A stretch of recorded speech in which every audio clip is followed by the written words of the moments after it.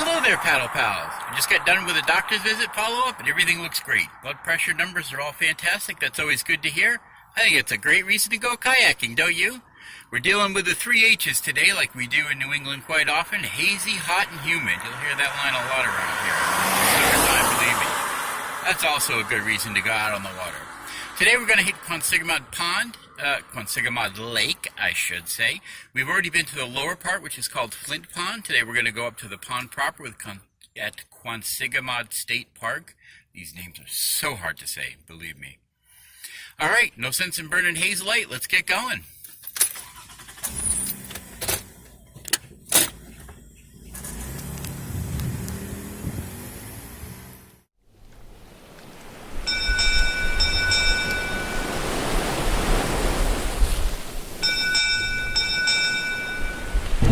You're gonna need a bigger boat.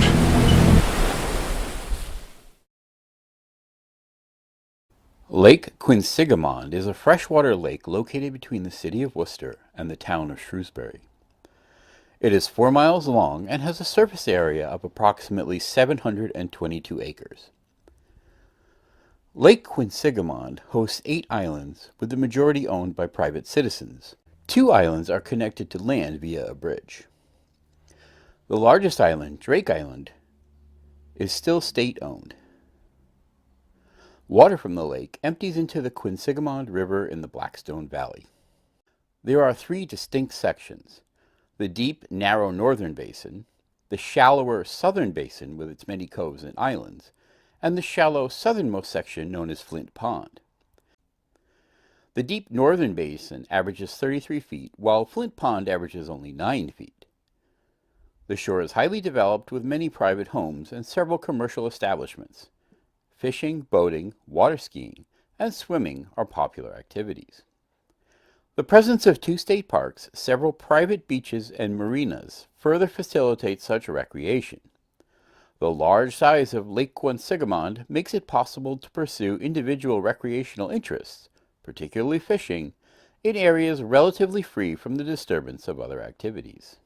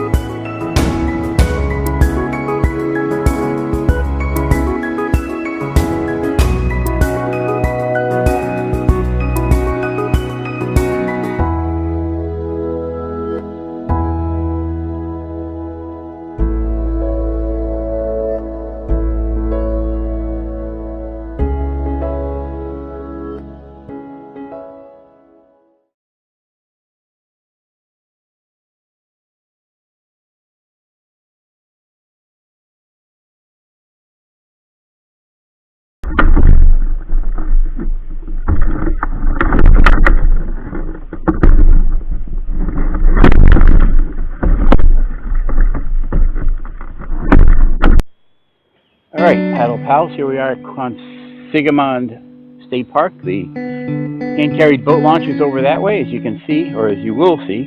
It's a bit of a stroll from the parking lot. So we've got the trolley on the kayak, And let's go launch.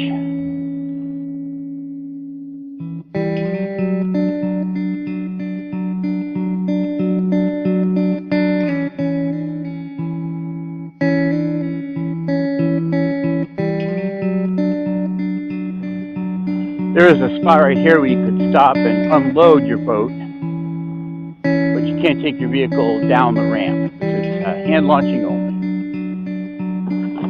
Car top boat launch, they say. Canoes and kayaks, paddleboards, and the like.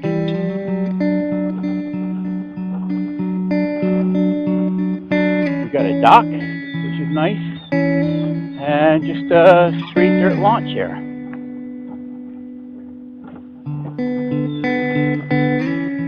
With a warning about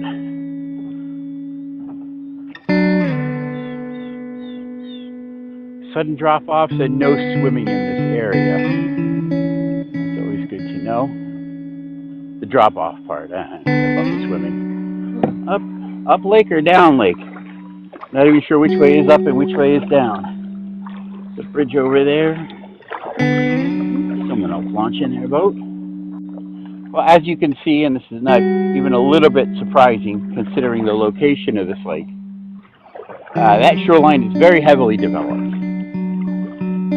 And this shoreline, at least in this part, is still in the park. So there's not so much development, but that side is, and this is a very busy body of water. Can you hear that? Sirens in the distance?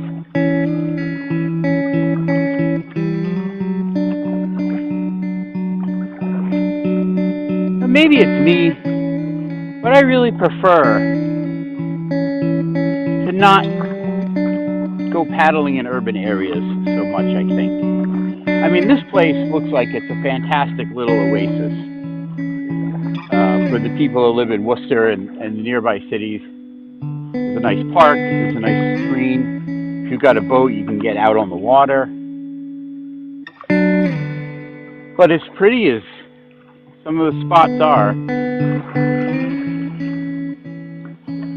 man, you have to drive through an awful lot of ugly to get here. Oh yeah, this is going to be interesting kill cam footage, no doubt.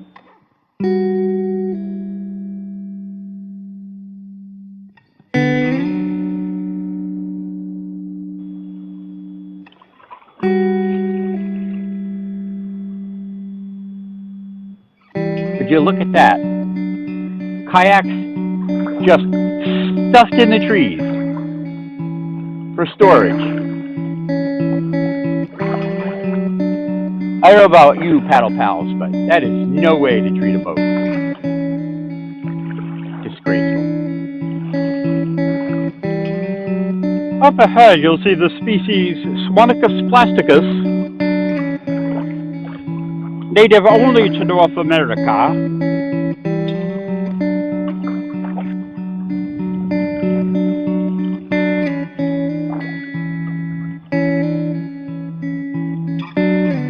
Well, that's rather pretty. Nicely landscaped. I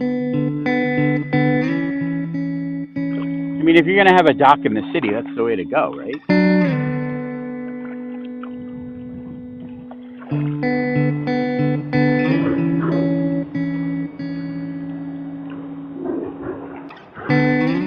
So, you can call it my biases or whatever, but I think I really am not a huge fan of paddling around in urban environments like this. I like the peacefulness that you get when you're out in the wilderness, or semi-wilderness anyway. I mean, the road noise is constant here. The sounds of the city are all around you. I mean, it's great that the people who live here have a nice little place to come to, but I don't know that I'll ever be coming back here again or not.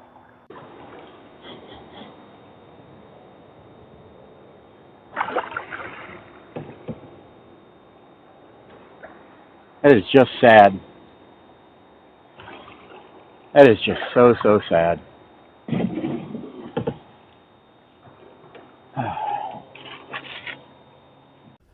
Now let's see how Quinsigamond does in our fads rating. First up, fun. This was the first time I'd paddled in an industrial urban environment, and that really affected the quality of my experience. In addition to the ugly industrial areas one needs to travel through to get to Quinsigamond, there was debris along the shoreline, including the rotting hulk of a small pleasure boat, trash under the water, and a pile of party garbage on the shore. Moreover, with the waterway being surrounded on all sides by a busy road and an actual highway overpass going over it, I couldn't help but think of all the road runoff constantly going into the lake. That all severely detracted from the pleasure of the experience. Fun rating of 4. Accessibility. There's plenty of parking in the public lot, although there's a fee, but you can still access Quinsigamond from the lower portion of the Flint Pond without paying for parking. Accessibility of 7. Difficulty. There's some moderate traffic along the lake, including sculling teams and sailboats, but the waterway itself is easy enough to negotiate. Difficulty rating of 5. Scenic. Well, it's probably no surprise that this isn't going to be particularly great. Between the urban setting, the pollution, the constant road noise, and the trash along the shores, scenic rating of 2. Well, thanks for watching the video. I hope you enjoyed it. Don't forget to like and subscribe and share. And as always, happy paddling.